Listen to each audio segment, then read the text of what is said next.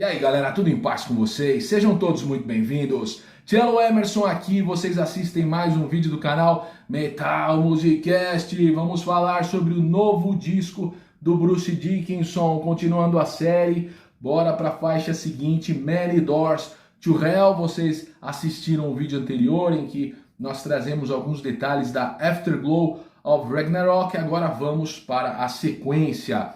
Fiquem até o final, eu tenho certeza que vocês vão encontrar alguma informação interessante aqui. Se vocês curtirem o vídeo, deixem aí o seu gostinha e depois comentem muito. Vocês sabem, é um vídeo opinativo, eu trago minha opinião aqui, minha interpretação e vocês escrevem a de vocês aí. Eu acho muito interessante ler o que vocês dizem e se puderem também, compartilhem o vídeo nos seus grupos, porque vocês trazem mais engajamento para o Metal Musicast continuar relevante aqui no YouTube, beleza? Então vamos, sem maiores delongas, Many Doors to Hell. Musicalmente é muito fácil falar da segunda faixa do disco, porque é um classic rock, um rock com cara de banda setentista. Parece muito aquele tipo de som que o Uriah Heep tem feito nos discos mais recentes. Uma boa música, não achei extraordinária, mas musicalmente vai bem.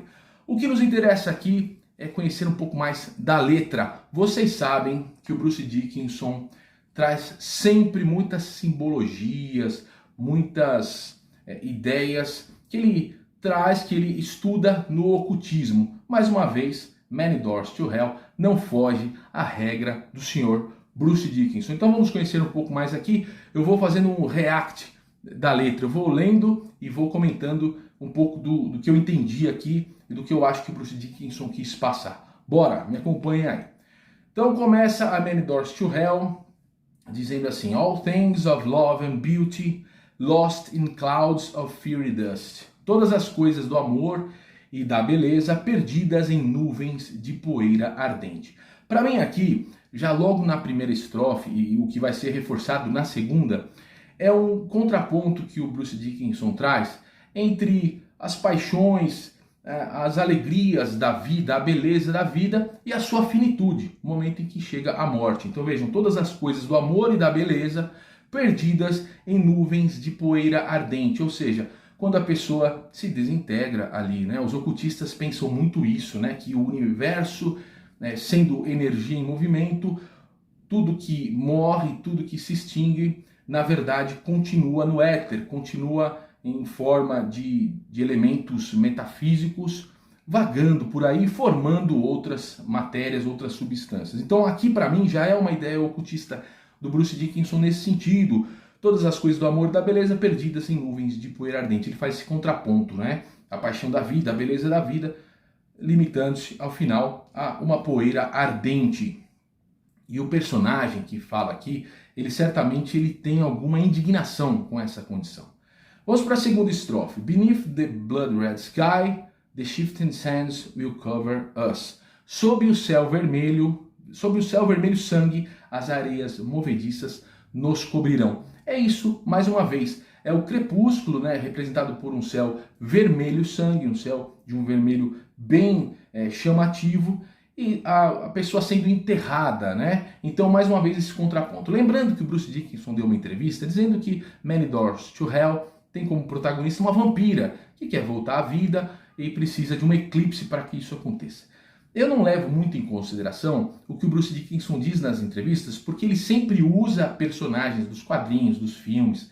Ele fez isso com o personagem Constantine, na música que está no Senjutsu, para, após, né, essa explicação, ele trazer algumas ideias que são convicções religiosas dele, que são certas angústias pessoais dele, que são convicções mesmo de visão de mundo do próprio Bruce Dickinson. Aqui ele faz isso mais uma vez e a gente pode conjugar a letra com aquilo que ele fala nas entrevistas. Se coaduna muito com o que ele diz como pessoa, né, sendo entrevistas para o Iron Maiden, né, sendo vocalista do Iron Maiden, e até algumas letras do Iron Maiden. Então vamos continuar. Eu já falei, as duas estrofes primeiras têm essa ideia da finitude da vida, né, da mortalidade.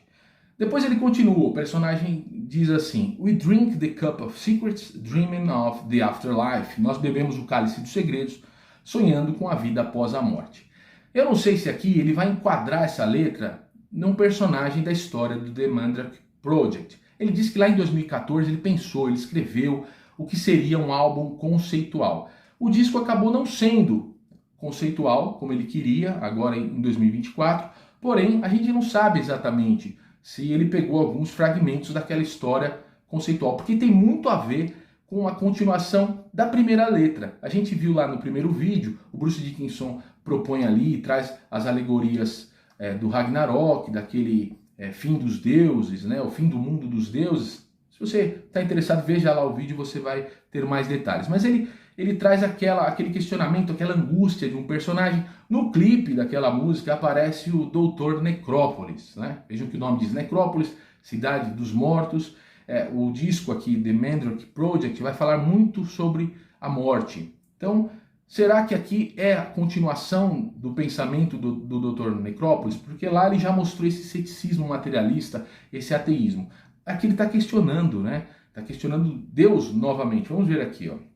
Antes, aqui na estrofe que nós lemos, nós bebemos o cálice dos segredos. É uma metáfora para magia. O cálice dos segredos, os segredos ocultos, é o ocultismo, é a magia. Há diversas formas de magia conhecidas ao longo da história. Não sabemos de qual especificamente o Bruce Dickinson trata aqui, mas é beber os segredos que estão ocultos no ocultismo, né? Que segundo os ocultistas, as grandes religiões institucionalizadas agregaram para si e proibiram para os demais, para os que não fossem iniciados, para os que não fossem sacerdotes daquelas grandes religiões. Então, tá aqui, ó. We drink the cup of secrets, dreaming of the afterlife. A magia sempre lida também, seja a magia de mão direita, que é uma magia para o bem dos outros, praticada para o bem comum, segundo os ocultistas dizem, seja a magia de mão esquerda, que é para finalidades puramente egoísticas, ela lida com o contato com os mortos, né? Ela lida com essa tentativa de transcender a finitude da vida, a mortalidade. Ela busca uma espécie de imortalidade.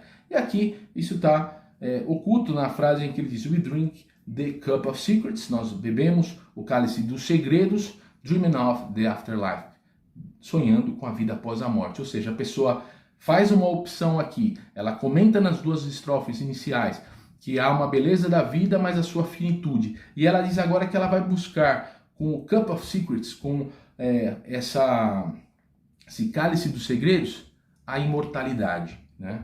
Continuando, diz: The sun begins its journey, o sol inicia a sua jornada, taking us from day to night, nos levando do dia para a noite. O sol, nas tradições religiosas mais ancestrais, ele tem uma ideia de divindade, de conhecimento, de poder. Então você vê lá no Egito tinha o Deus Sol, os faraós eram representados no mais das vezes sob o sol, tocando a luz do sol, tocando os raios do sol. Você vê no shintoísmo o sol divino. Em várias culturas que a antropologia já estudou, o sol aparece de uma maneira muito destacada no pensamento dos povos já ancestrais. Vamos continuar aqui com as minhas anotações. Então aqui o Bruce Dickinson traz mais uma vez, também tem conhecimentos ocultos aqui, porque ele fala o sol na sua jornada levando do dia para a noite, ou seja, é a trajetória de todo humano nesse pêndulo de dia, noite, luz, escuridão, e a pessoa continuando sua jornada na vida. Mais uma vez aqui, vamos lá, So Where Was God? Aqui a parte mais contundente do Bruce Dickinson, nesse lance religioso, ele fala, então onde estava Deus? So where was God when I needed him most? Quando eu mais precisava dele. Então, mais uma vez, um personagem criticando duramente a figura de Deus. No primeiro episódio, no primeiro vídeo, a gente viu o Bruce Dickinson e seu personagem matando os deuses. Aqui é um personagem que questiona Deus, né? É estranho, porque sendo alguém que curte muito o ocultismo como o Bruce Dickinson, ele certamente conhece a ideia de realidade substancial, o todo, né? A mente vivente, mente e vida, a consciência total, a consciência criadora e mantenedora de todas as coisas, que são expressões da divindade feitas pelos ocultistas. Então é estranho o personagem aqui falar isso. Ele está questionando qual Deus. se o ocultista não é necessariamente um ateu. O ocultista é alguém que acredita em Deus, ele só não chama assim de Deus, né? Eu acho que às vezes, aqui vai uma opinião pessoal, peço licença para vocês que meus vídeos são pontuados de opiniões pessoais. As pessoas que se entregam a isso, muitas vezes, têm uma personalidade que é orgulhosa, que os faz ter dificuldade com a autoridade, com alguém que lhe seja superior. Veja que o Bruce Dickinson é alguém realizado materialmente, realizou muitas coisas na vida, vocalista da maior banda de heavy metal do mundo, piloto de avião, empresário, tudo que você sabe, palestrante, esportista, tudo que você sabe. Imagino que o Bruce Dickinson deve ter alguma dificuldade para lidar com alguém que mande nele. No Iron Maiden a gente sabe o quanto ele tretou com Steve Harris ao longo da história. Então, é natural que alguém com essa personalidade acabe se seduzindo por teologias, por seitas religiosas que não consigam aceitar a ideia de Deus. Então, é estranho aqui. Então, where was God when I needed him most? É um questionamento do ateísmo. Acho estranho um ocultista fazê-lo, porque o ocultista acredita que existe o todo universal, a realidade substancial, todos esses termos que o ocultismo traz. What salvation is the Holy Ghost? Aqui fala que salvação é o Espírito Santo. Então aqui é uma afronta muito direta à tradição judaico-cristã, especialmente a cristã. Depois da crucificação de Jesus Cristo e sua ressurreição, o Espírito Santo de Deus vem à Terra. Esse é o dogma, esse é o ensinamento, essa é a lição da tradição cristã. E aqui o Bruce Dickinson traz um personagem criticando isso e afrontando isso diretamente. Que salvação é o Espírito Santo, né? Fala da salvação, é a salvação da alma, que está presente na tradição judaico-cristã e muitas outras, né, na verdade. Mas creio que o Bruce Dickinson está indo frontalmente contra a tradição judaico-cristã. Continuando, for what I've done, you can't blame me. Pelo que fiz, você não pode me culpar. Veja que o personagem está perturbado com culpa. Essa é uma das acepções do inferno. A pessoa ter um estado existencial e mental de perturbação pela culpa com aquilo que fez. Tá claro aqui, o personagem está perturbado, ele está preocupado com culpa, ele está preocupado com a justiça divina, ele está questionando isso, ele está pondo em xeque isso. É estranho também porque os ocultistas, sobretudo os que se autodenominam ocultistas de mão direita, estes que dizem fazer a prática deles para o bem comum, eles não descuidam da responsabilidade. Eles talvez não chamem de culpa, de julgamento, de decorrência do pecado, nada disso. Mas os ocultistas também aceitam a ideia de responsabilidade com tudo aquilo que se faz. Os ocultistas dizem que toda a vida é um ato espiritual e tudo isso é cobrado em algum momento. Então o personagem aqui está fazendo um questionamento bastante superficial, quase que infanto-juvenil. Mas vamos lá, continuando. I've lived across the centuries. Eu vivi atrás dos séculos. Não sei, né? Aqui é a vampira, né? Que ele disse. A vampira dizendo que viveu através dos séculos, fez muita coisa, está questionando Deus.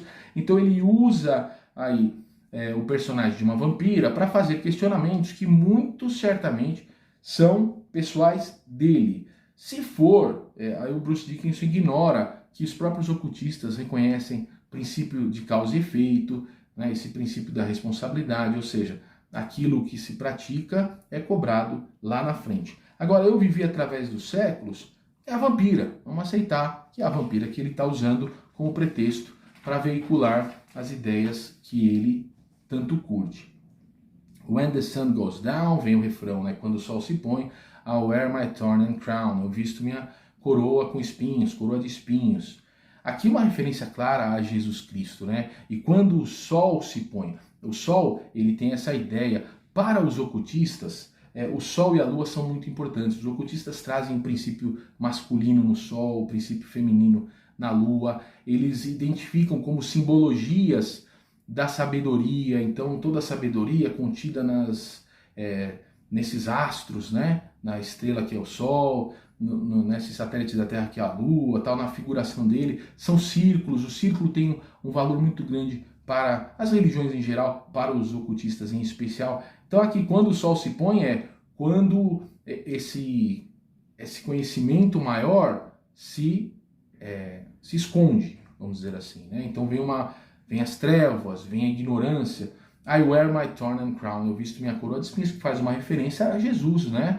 Na cultura ocidental, a gente sabe que quem foi crucificado com uma coroa de espinhos foi Jesus Cristo, não tem como fugir disso. Então ele está aqui fazendo algo que a gente sabe que os ocultistas fazem muito, que é replicar, tentar espelhar o que é toda a tradição de Jesus Cristo.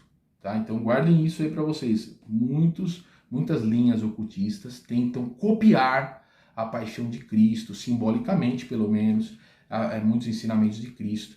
E se vocês duvidam disso, eu vou citar um que foi o maior ocultista do tempo dele e é muito influente, influenciou demais. Ele até, inclusive, é o cara que desenhou a figura tão comum hoje, que vocês gostam tanto de usar, daquela divindade, que já era conhecida ali na época dos Templários, né? Os Templários foram acusados de adorar aquela figura que tem a cabeça de bode, um corpo masculino e feminino, andrógeno e tal. Tá muito famosa. Todas as pessoas que eu vejo aí na rua, um monte de gente, todas eu exagerei, né? Mas muita gente tatua, anda com camiseta, tá muito na moda. E o cara que desenhou essa figura, e essa figura tá em várias bandas de black metal, nas capas dos CDs, esse sujeito, ele diz que fazia tudo aquilo sob o poder de Jesus Cristo. Então vejam que até o ocultista proclama a superioridade, a soberania de Jesus Cristo. Mas isso não vale para esses ocultistas de mão esquerda. Então aqui, se o Bruce Dickinson vai debochar de Jesus Cristo, e ele já fez isso na Man of Sorrows, do Accident of Birth, ele já fez isso em algumas outras letras, ele faz isso porque ele quer veicular ideias, eu não vou dizer que ele é adepto, mas ele quer veicular ideias dessa magia de mão esquerda, que na cabeça dele tem principalmente como grande ícone o Aleister Crowley, né? Vamos lá, tentar fazer aqui o áudio não vazar e não ter problema de áudio. Então, o Sol, quando inicia sua jornada e quando ele se põe, ele faz muita menção aqui à Lua, ao Sol, às estrelas. Isso é tudo ideia muito cara aos ocultistas, né? Ele traz essa ideia do conhecimento. E o Sol e Lua trazem uma ideia, um princípio também dos ocultistas, que é esse princípio pendular. Todas as coisas estão num pêndulo, elas vão num fluxo, num refluxo. Isso é percebido pelos ocultistas, e o que eles tentam fazer com os encantamentos que eles fazem, com as práticas, é se equilibrar dentro desse pêndulo. Então, por isso que durante a letra toda, o Bruce Dickinson usa aí o Sol, a Lua, porque ele está mergulhado no conhecimento que ele tanto pesquisou e que ele pratica nas suas letras, né? Vamos lá, vamos continuar. Não sei se está vazando o áudio, me avisem aí. Estou tentando manter aqui um áudio razoável. Bora fazer esse vídeo. I know them all so well. Eu os conheço tão bem. Quem ele conhece tão bem, né? No ocultismo também, quando fala algumas vezes eles, é a legião, né? Legião de demônios, né? Eles, porque isso é dito até no cristianismo às vezes. Tem um disco do King Diamond, né? Que chama Them. Eles, é a legião. Então eu os conheço tão bem, tá dizendo, olha, conhece os demônios, né? Porque os ocultistas, sobretudo esses de magia de mão esquerda, acessam o que eles acreditam serem entidades espirituais, demônios, para que sejam feitos os seus propósitos. So many open doors to hell. Tantas portas de abertura para o inferno. A letra diz isso, não é à toa, né? Vamos continuar, eu vou falar alto aqui para fazer o áudio ficar inteligível para vocês. Bora! I drink the cup of starlight, dreaming of the day to come. Eu bebo o cálice da luz das estrelas, sonhando com o dia em que virá. Esse lance de... A estrela também, nas religiões ancestrais, ela sempre foi um símbolo muito caro.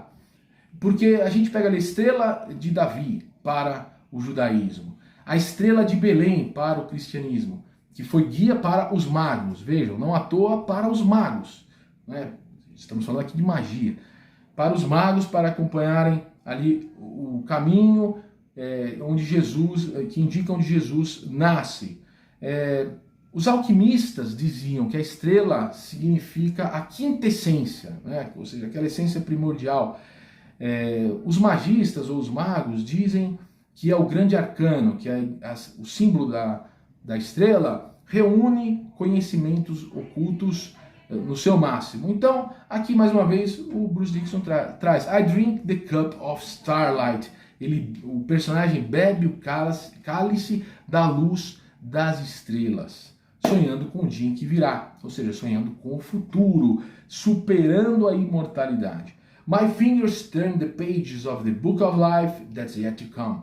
Meus dedos viram as páginas do livro da vida que ainda está por vir. Então vejam que aqui, mais uma vez, uma ideia ocultista de previsão do futuro, de ter essa onisciência. O ocultismo trabalha com isso. O ocultismo, ele traz uma série de práticas, de ritualísticas, em que o mago, o magista, a pessoa, o iniciado, alguém que se entrega a isso, passa a ter clarividência, passa a ver o que ele acredita ser o mundo espiritual, passa a ter essa previdência também, a vidência do futuro. A gente sabe que no tarô tem isso. Aqui está aí, ó. My fingers turn the pages of the book of life that's yet to come. My blood is thin, my body ached, the lion earth is still my fate. Meu sangue é fraco, meu corpo dói, a terra é meu destino. Mais uma vez, Bruce Dickinson faz uma dualidade, corpo e alma. Ele está falando de coisas da alma, de coisas do mundo perceptível apenas pela mente, pela capacidade de perceber o espiritual. E aqui ele diz que a carne está fraca, o sangue está fino, o corpo está dolorido. E a terra ainda é o meu destino, ou seja, ele ainda está na terra, na matéria. Eclipse will come to set me free. O eclipse virá para me libertar. And for that moment I can't wait. E por esse momento mal posso esperar. Aqui a vampira dizendo, né, a história que o Bruce Dickinson conta é que a vampira ela vai ser libertada com o eclipse, né, porque aí não surge mais o sol e ela pode sair.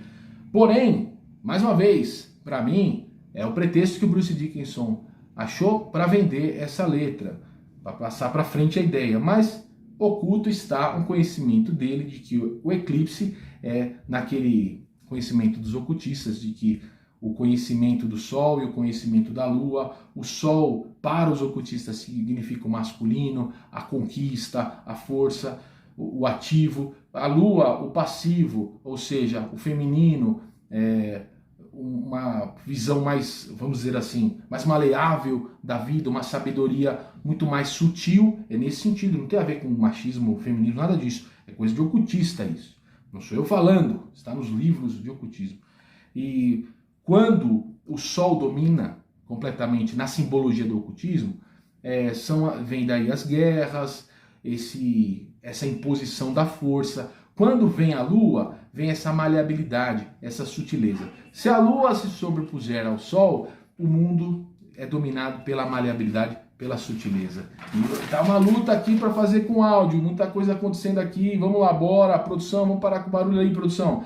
Telling you no, I will come again. Dizendo a você agora, eu voltarei. With my knowledge from my secret room. Precisa falar mais? Vocês já estão por dentro de tudo aqui, né? Então, a vampira voltará, mas é que a pessoa voltará do mundo dos mortos, né? Então ele vai conseguir acessar o mundo dos mortos, dessa maneira superando a imortalidade.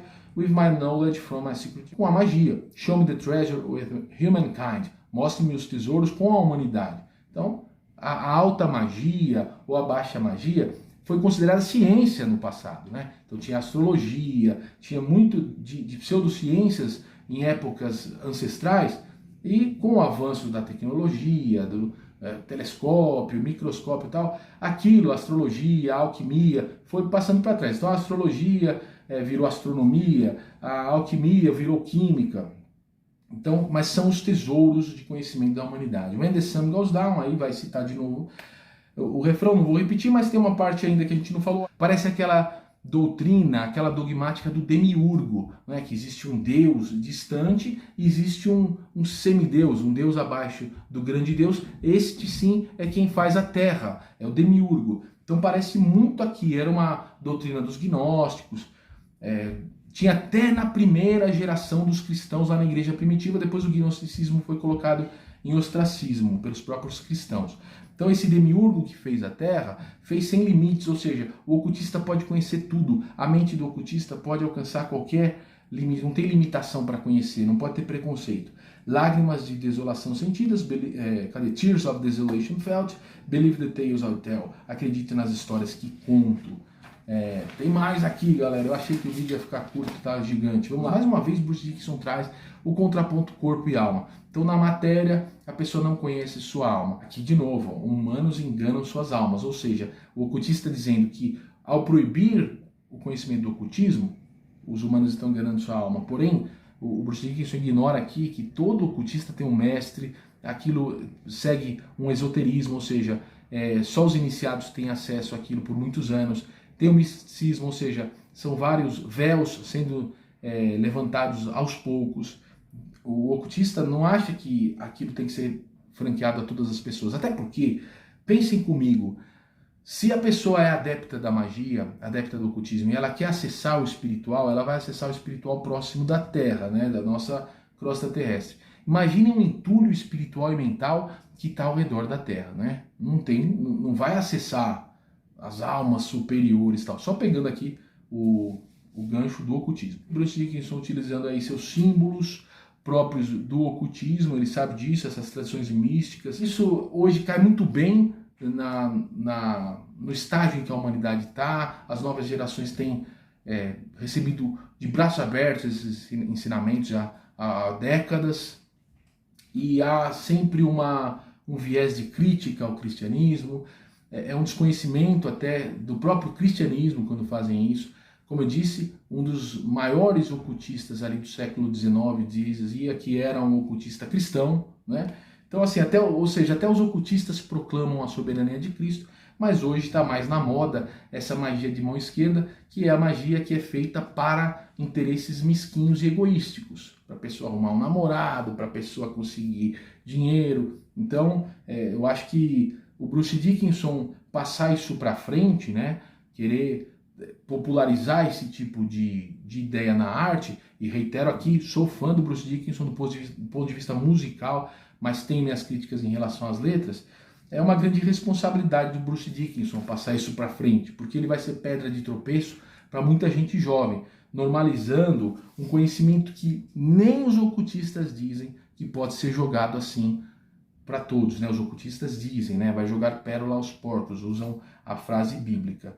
E desconsiderando que Jesus tem todo o poder no céu e na terra. Então, se estudassem, perceberiam que até os ocultistas de muitas épocas eram cristãos, tá bom? Mas aqui a gente entrou em temas muito profundos, espero que vocês tenham gostado, coloquem aí suas opiniões.